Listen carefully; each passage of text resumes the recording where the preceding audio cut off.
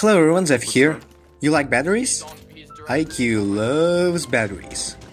IQ is Team Rainbow's resident waifu bait, especially considering that she has the name of two best girls combined. No one can have that much power. IQ is a one-armor vanilla attacking operator, a member of the German GSG-9. With her 3-speed, she makes a fantastic intel and supportive operator, which is further reinforced by her gadget, the Nintendo DS. By playing Pokemon Soul Silver on her DS, she can catch them all.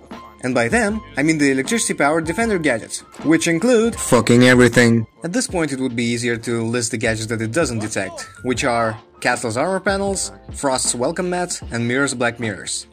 When IQ uses her Nintendo DS, she can locate any and all electric gadgets the defenders have currently running within 20 meters of IQ's field of view.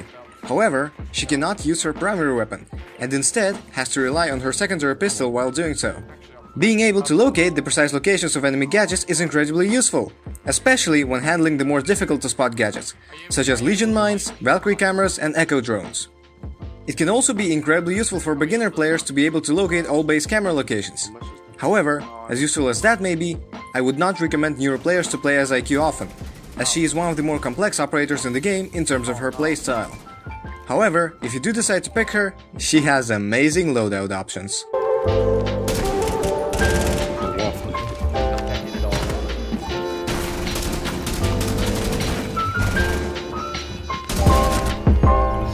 IQ has access to 3 primary weapons, one of the few operators that does.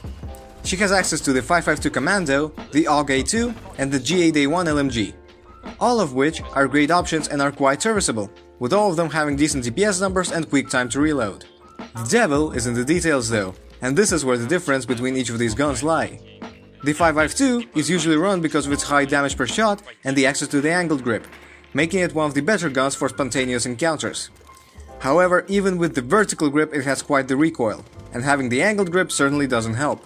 But when compared to her other options, it is definitely a comfort pick for people who can get used to the gun's sometimes sporadic recoil. Although I have heard tales of console players opting out for the AUG instead. AUG has an integrated vertical grip, so you don't really have an option there. But it still has great DPS, which is comparable to the 5.52, and in fact has a higher RPM. The problem with this gun, however, is how much screen space it actually uses up, especially with the ACOG. Almost the entirety of your right half of the screen is completely blocked by the gun's model. And it's a shame. It has a decent damage number, alright rate of fire, and very easy to control recoil. But if there is a gun with even greater RPM, that would be the G8A1. It is a very interesting weapon option, one of the less popular IQ primaries for sure, but if you want to spice up your gameplay, there is most certainly nothing wrong with it. The DPS is, once again, comparable to the other two IQ's primaries, and having a 50-round drum mag is certainly useful in the longer engagements. And it also doesn't take up 80% of your screen when used with an ACOG. So what's the big deal? Why isn't it used more often? Well, the damage per shot is definitely not something to write home about, although the RPM more than makes up for it. The gun's biggest weakness though is the slow-ass ATS time of an LMG, being twice as long as 5.52s with an angle grip. And the G8A1 doesn't have the luxury of having access to that attachment. So if the enemy does get the drop on you without you pre-aiming their position, well, you better pray to all gods and deities that they miss all of their shots, since it takes an eternity and a half to actually aim down sights with this thing. But here's the kicker with all of these weapons. They are all very balanced against each other, with each of them offering something the other two cannot. So the only thing I can tell you is use whichever you feel most comfortable with. If you want a rule of thumb, I'd recommend 5.52 with the angled grip if you're confident in your aiming and recoil controlling ability, 5.52 with the Vertifor or the AUG if you want to have a more safe option, or the G8A1 if you're planning to hold long angles and pre-aim corners. Interestingly enough, all of these options are viable on IQ, with her playstyle. When it comes to barrel attachments, I would recommend the flash hider on the 5.52 and the Compensator on the AUG and the G8A1. Use any side attachment you prefer, as all of those guns have access to all the optics. Whew.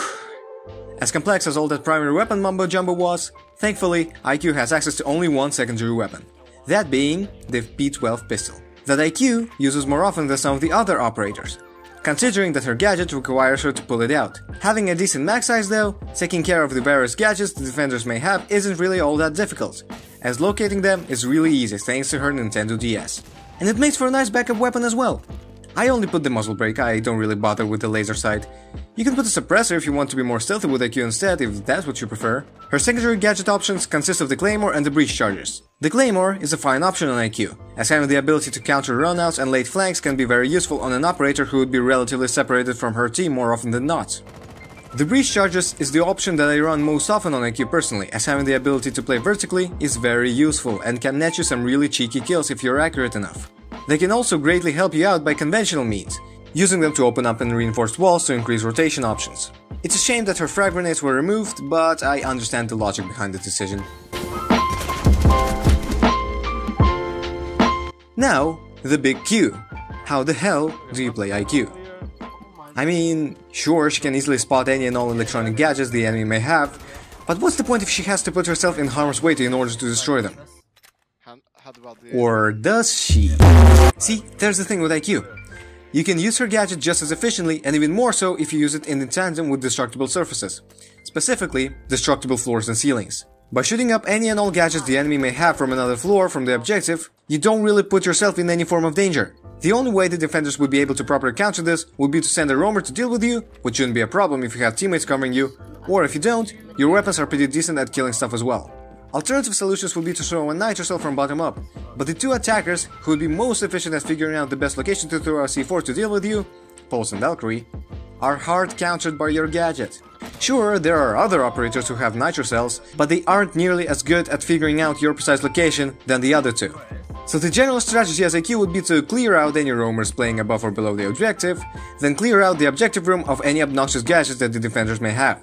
Most important ones being Legion Mines, Echo Drones, Mute Jammers and Valkyrie cameras, as they are the ones that other anti-electronics operators might have trouble taking care of. While it might be difficult to figure out which gadgets are which initially, with time and practice you will get used to it. But remember, your highest priority and largest responsibility as IQ is getting rid of hard-to-see gadgets, especially those Valk cams and Echo Drones. As soon as you spawn, scan your surroundings if the enemy has a Valkyrie, as there might be a black eye somewhere outside, maybe even several. After you have taken care of all the gadgets you could, well, there's not much left for you to do, to be honest, except then frag out. You have pretty decent weapons to help you out with that. Before entering any room, quickly scan it with your DS, in case of any annoying Legion Mines or Valk cameras being there. IQ counters many operators, but some people she just really doesn't get along with. Vigil, Pulse, Valkyrie and Echo being those operators. When Vigil or Pulse activate their gadgets, they become highlighted on IQ's electronics detector, basically giving you free wall hacks. You can get some very cheeky kills with this. Remember that Pulse's heartbeat sensor has a range of 9 meters, so if you are further than that, he might never know what hit him. And while I did mention that IQ is very good at countering various gadgets, she is especially good when it comes to gadgets that are hard to spot, such as Valk cams and Echo Drones. But the counter also lies in her ability to locate defenders who are on cameras. So that's basically a double whammy IQ has against Valk and Echo. IQ synergizes very well with operators who really need her support in destroying those annoying gadgets, like Thermite and Hibana.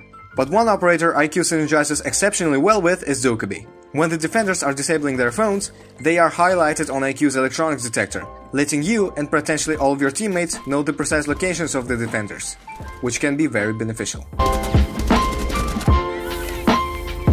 IQ is one of the most underrated and underutilized operators in the game, but despite all of this, she can be incredibly fun to play, especially if you need to get rid of the more annoying members of Team Rainbow.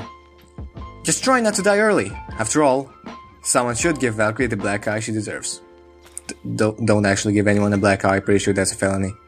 With her peculiar guns and an interesting to use gadget, IQ most certainly has a higher skill floor than some other operators, not only in aiming ability, but also game sense. She can also be a great counter pick if you know that the enemy is partial to picking certain operators, so she has that going for her.